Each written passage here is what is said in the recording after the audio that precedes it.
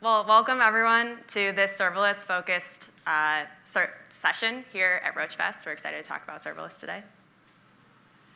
Yeah, thanks, Emily. Actually, she told me yesterday she had no pizza from the ages of 5 to 10, so you can ask her about that later. I'm not a pizza expert, I suppose. So, like Jim said, I'm Andy Kimball, and I'm a Senior Director of Engineering here at Cockroach Labs. And today, Emily and I are going to talk about the future of CockroachDB serverless. And before we actually get started on the future, I did want to spend a few minutes talking about the past. And 2 years ago, we asked ourselves, how do we take a high-end distributed SQL database like CockroachDB and then put it into a package that any developer could use? How do we take high-end features like automatic failover and auto-scaling and multi-region and put them within reach of any application, and not just the largest big company applications? And of course, serverless was our answer. And do you remember, a few years ago, features like, for example, cruise control and backup cameras and touch screens, they all came standard, or they were all considered high-end features in new automobiles. But now automobiles today, they come built in, they come standard today. And the reason is because they make the car easier to use, they make it safer to operate. It's just a better experience overall. And so I see this as that was our goal.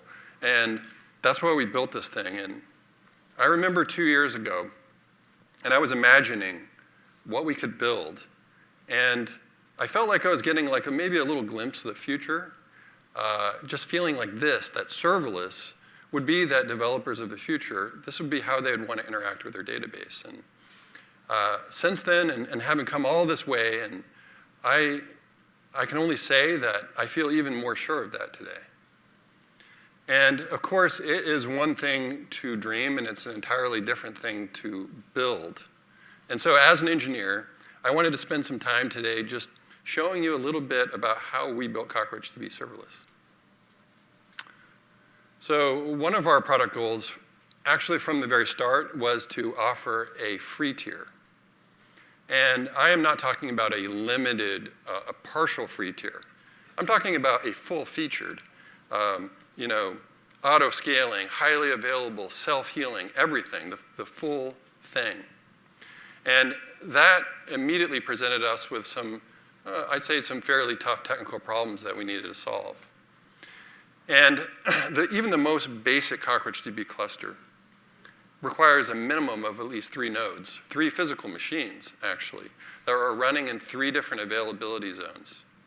And so we can't very well give away 3 physical machines to every one of the tens of thousands of developers who want a CockroachDB cluster. And so that's where some of the tough engineering came in. And we did 2 things in order to control our costs. Number 1, we enabled the creation of many virtual clusters that all run on top of a single underlying physical CockroachDB cluster. And then number 2, we separated our storage layer from the SQL processing layer, and that allowed us to share physical disks. So best of all, on top of all that, when a serverless cluster is not in use, then it can scale down to 0. And that means that it doesn't actually use any hardware resources at all except for storage. And it's in a kind of suspended state. And yet, if new traffic arrives for the application, then it's going to spin right back up, and off you go. So this is going to allow us to host what, kind of the so-called long tail of developers. And these are, the tire kickers and maybe the once-in-a-while users and the toy applications. So all of the stuff we've built allow us to host this long tail at a very low cost. But if we are hosting many virtual clusters on top of the same physical hardware, you might ask yourself, well, what about the noisy neighbor problem? And what that means is you might have a big spike in application traffic, unexpected. Or maybe you have a runaway query on one cluster. But what you don't want to have happen is you don't want that cluster beginning to affect other clusters that are running on that same physical hardware. And the key to solving this was actually to take advantage of secure compute containers that are offered by Kubernetes and Linux. And what these containers do is they can fairly allocate CPU and memory to the various clusters. And they can also erect network process boundaries that prevent different clusters from interacting with one another. And then on top of that, our SQL processing layer, when it communicates with the storage layer, it uses certificate authentication. And that ensures that a cluster can only access the data that it owns. So finally, you might be wondering, well, how big can a serverless cluster actually get? And the answer is that it can get as big as the underlying physical host cluster. And so, for example, even if you had 50 physical nodes in the underlying physical host cluster, well, at least theoretically, that serverless cluster could just scale up and fill all 50 of those physical machines that are running.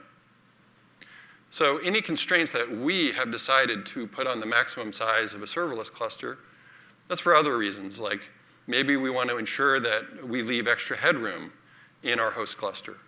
Or maybe we want to ensure that we have, for example, a diverse, healthy mix of different workloads running on our host cluster.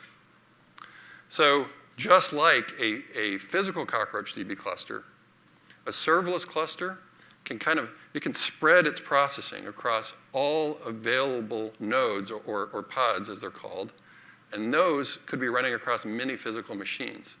So all of the magic of distributed SQL still applies even with a serverless cluster. So I really hope that by telling you all this stuff, you can kind of see the power and the potential of what we've built here.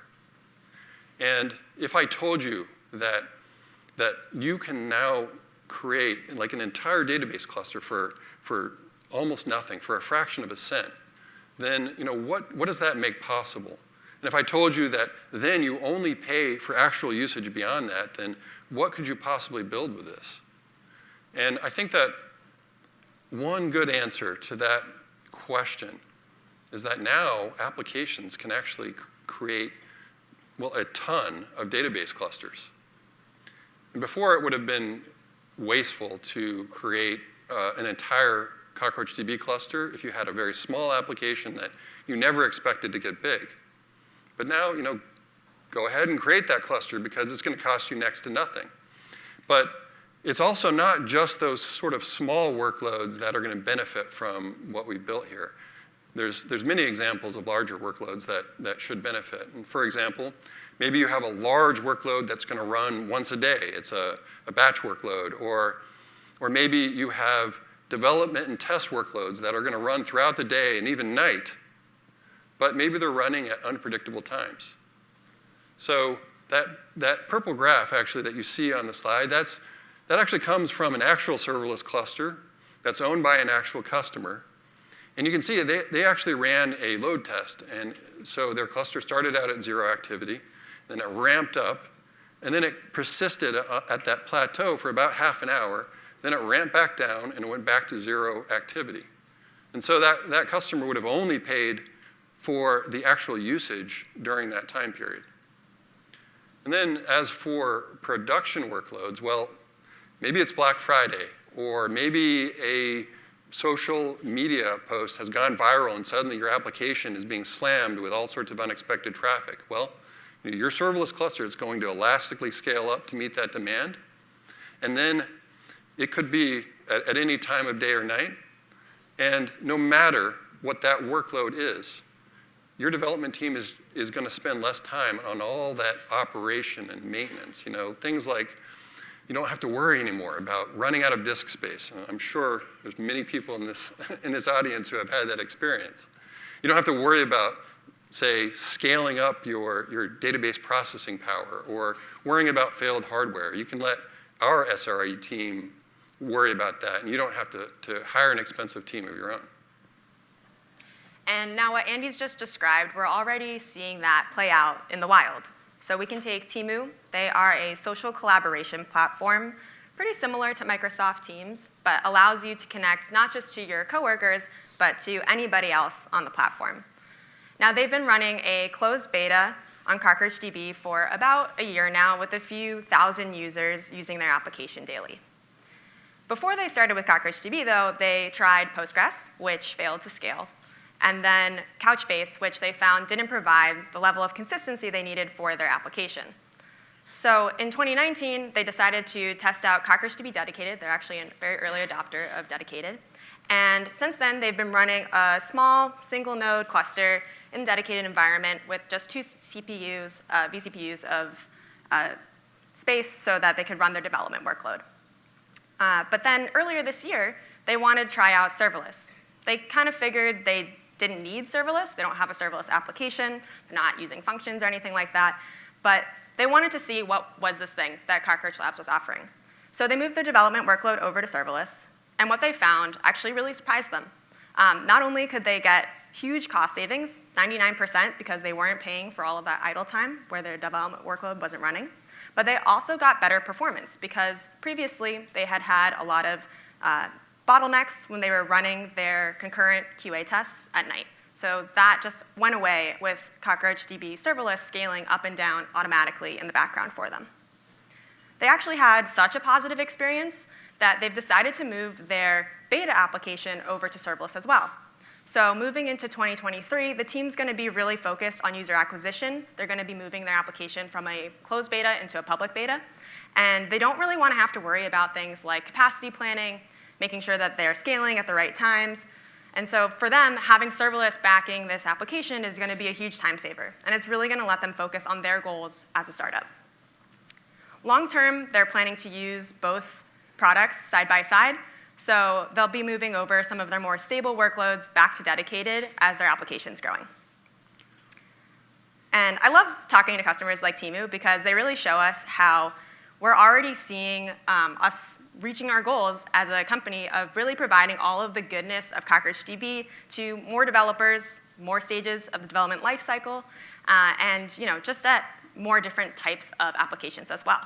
But there's one thing with serverless that's been pretty obviously missing for a while now, which has got to be multi-region. So multi-region, I think the folks in this room in particular have probably some of the most experience actually using it. It's an incredibly powerful capability of CockroachDB, right?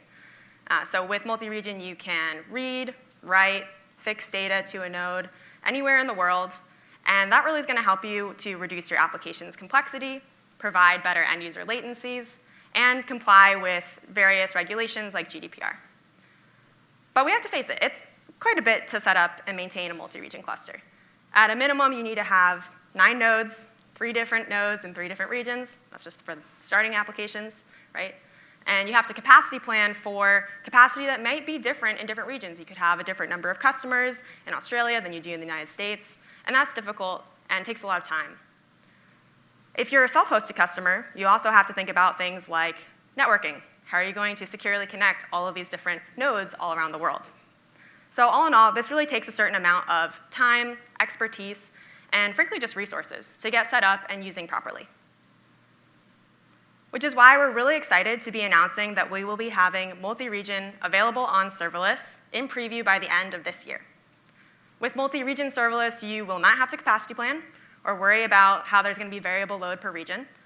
Just like in a single region, serverless will automatically scale up and down to meet your demand. There's also going to be minimal configuration. All developers will really have to do is select which regions they want to run in, and we'll handle pretty much everything else.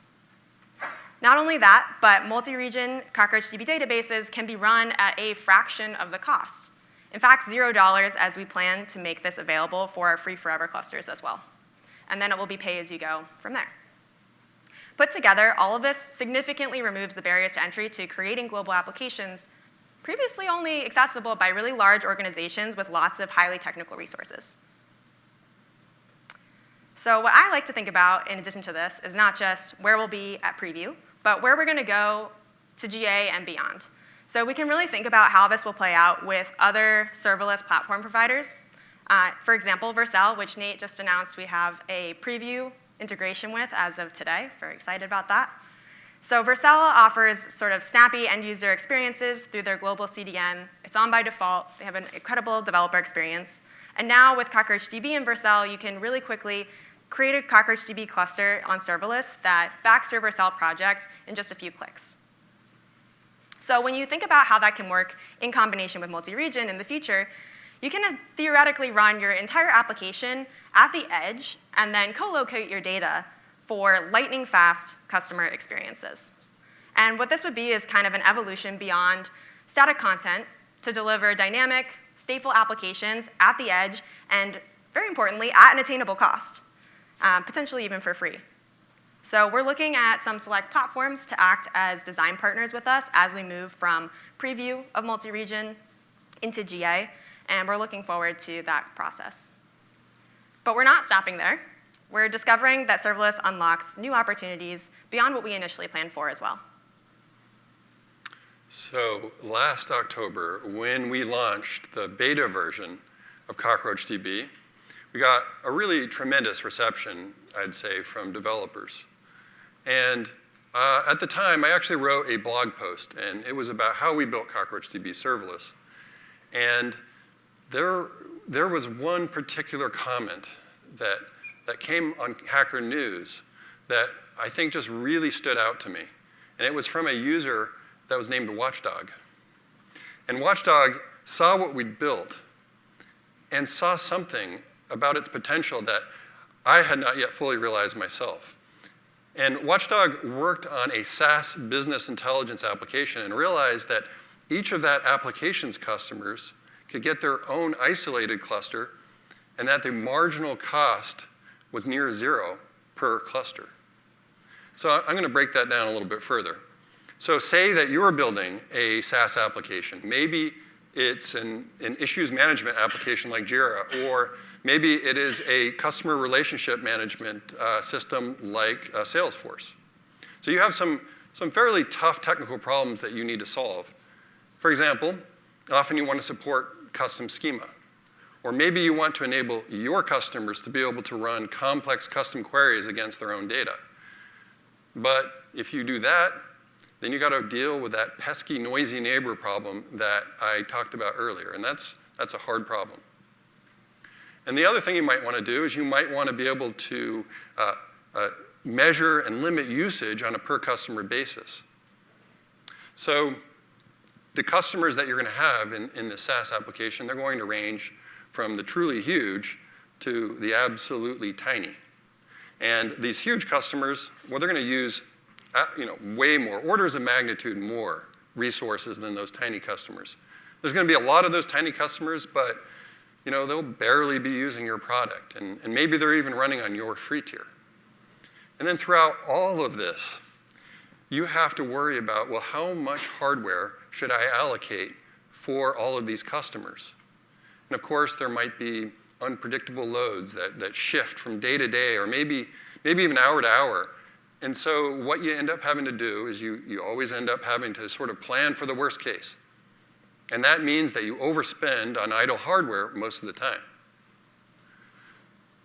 Now, I think you already know my punchline, and that is that CockroachDB serverless elegantly solves these problems. And each customer, they can be assigned their own cluster. And that means their own SQL queries, well, they're going to run in separate compute containers. And the separate containers means that the customers are going to be isolated from one another, and then you can actually measure and limit usage on a per customer basis. And it also means that big customers, they're going to scale out to many containers. And these containers can be running across many physical machines. And the tiny customers, well, they can scale down to 0 containers when they're not active. And the SaaS service or the SaaS application that you've built, it's going to be charged next to nothing for creating a new cluster, and then only for what the actual usage that occurs from there. There are no minimum reservation costs. So this model, it's going to work just as well for, say, a separate cluster per Jira project, or maybe a separate cluster per Slack workspace. So it's up to you to choose your own isolation boundaries for your application. So we think this is a great use case for CockroachDB serverless, and we're already at work to make it possible, starting with removing the 5-cluster limit per organization so that SaaS companies can really take advantage of that many-tenant architecture that Andy just described. We're also going to be improving on our billing so that we can bill for not just a handful of clusters per account, but actually thousands of tenants per account. And then from there, we're also going to be publicizing APIs that let you monitor consumption metrics like request units and storage so that you can measure, monitor, and even pass along costs to your own customers, really enabling our users to have their own usage-based billing. So this is it. This is where we're going. We are doubling down on making serverless the ideal environment for development workloads, bursty workloads, low-traffic workloads. We're also unlocking stateful edge applications at an attainable cost, starting with multi-region. And we're expanding on our innovative technology for a real breakthrough in SaaS application architectures. We're really excited to hear what you guys can build with serverless, so please come to us during the breaks. We'll be around, and we're happy to answer any questions that folks might have. Thank you.